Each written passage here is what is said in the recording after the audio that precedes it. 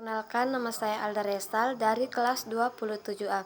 Di sini saya akan menjelaskan tentang materi statistik yang berjudul konsep parametrik dan non-parametrik serta jenis variabel. Yang pertama yaitu parametrik. Menurut Sulaiman 2005 pada halaman 1 mengatakan tes parametrik adalah suatu tes yang modelnya menetapkan syarat-syarat tertentu tentang parameter populasi yang menjadi sama penelitinya. Terhadap syarat-syarat tersebut biasanya tidak dilakukan ujian sebelumnya terlebih dahulu dan dipertimbangkan sesudah memenuhi syarat. Beberapa jauh makna hasil tes parametrik tersebut tergantung pada validitas anggapan tadi.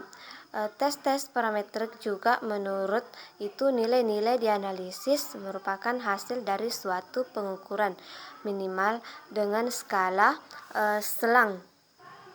Adapun menurut Sugiono tahun 2003 pada halaman 79 mengemukakan statistik parametrik itu bekerja berdasarkan berdistribusi normal. Untuk itu, sebelum meneliti menggunakan teknik statistik parametrik, maka kenormalan data harus percakapan sebelumnya dahulu. Bila data tidak normal, maka statistik parametrik tidak bisa digunakan. Untuk itu perlu digunakan statistik non-parametrik. Namun perlu kita ingat, itu yang menyebabkan tidak normal itu misalnya ada kesalahan instrumen dan melewati data, maka dapat terus data diperoleh menjadi tidak normal. Adapun beberapa metode statistik parametrik yaitu uji T dan uji F atau ANOVA, persyaratan asumsi menurut Santoso tahun 2005 pada halaman 3.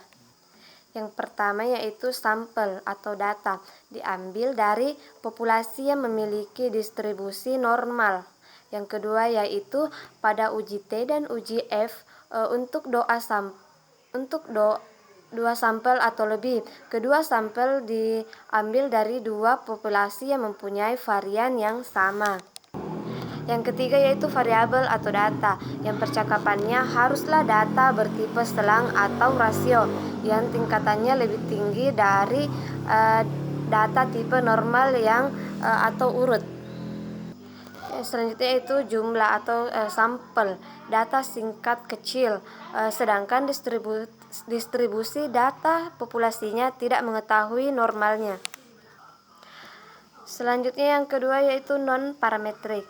Penelitian telah membuktikan bahwa uji-uji statistik non-parametrik hampir sama mampunya dalam mendeteksi perbedaan-perbedaan antara populasi-populasi seperti metode parametrik bila sifat normalitas dan anggapan-anggapan lainnya cukup. Mereka mungkin dan sering lebih kuat di dalam mendeteksi perbedaan-perbedaan dan sering perbedaan-perbedaan populasi bila anggapan-anggapan itu tidak cukup. Karena alasan inilah banyak ahli-ahli statistik lebih suka menyarankan pemakaian prosedur statistik non-parametrik daripada parametrik saja.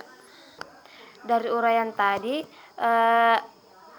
dapat ditarik kesimpulan statistik non-parametrik adalah statistik yang tidak menghendaki dibuatnya anggapan-anggapan mengenai bentuk dari sebuah shape of distribution, dan dengan demikian merupakan statistik besaran bebas atau free distribution.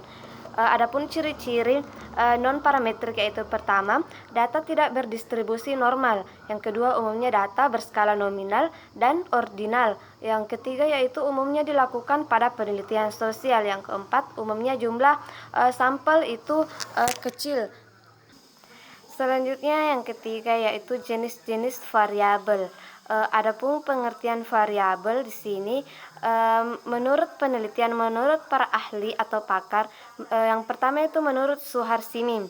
Nah, Menurut Suharsimi Arikunto tahun 1998, pengertian variabel pengertian adalah objek penelitian atau apa yang menjadi perhatian suatu titik perhatian suatu penelitian. Jadi menurut para ahli yang kedua, yaitu menurut Sugiono tahun 2009, pengertian variabel adalah segala sesuatu yang berbentuk apa saja yang ditetapkan oleh peneliti untuk mempelajari sehingga diperoleh informasi tentang hal tersebut, kemudian ditarik kesimpulannya.